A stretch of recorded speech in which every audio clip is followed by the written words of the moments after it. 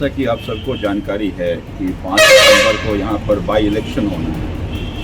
हालांकि इस by election में लोग कांग्रेस से भी और बीजेपी दोनों से परेशान हैं। यहाँ की जनता का, कार्यकर्ता का बड़ा दबाव था कि भानुप्रतापपुर में बाई इलेक्शन को लड़ा जाए, लेकिन आम आदमी पार्टी के राष्ट्रीय संयोजक अरविंद केजरीवाल जी का ये मानना है कि हमने पार्टी केवल इसलिए नहीं बनाया कि कोई 1-2 विधायक बनाना है, हमें विकल्प देना है।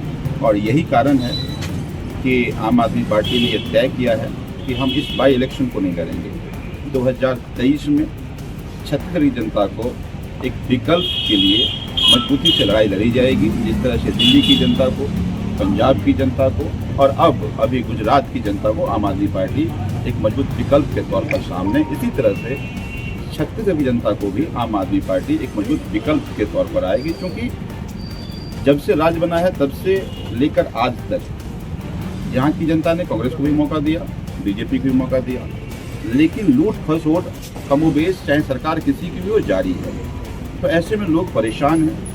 अरविंद केजरीवाल जी के जो मॉडल ऑफ गवर्नेंस जो दिल्ली का है, जो पंजाब में दे रहे हैं, वही मॉडल ऑफ गवर्नेंस की ज़रूरत छत्तीसगढ़ जनता की भी है। तो इसीलिए 2023 में आम आदमी पार्टी व्यवस्था परिवर्तन के लिए मजबूती से चुनाव लड़ेगी। सर, भीतर खाने में कोई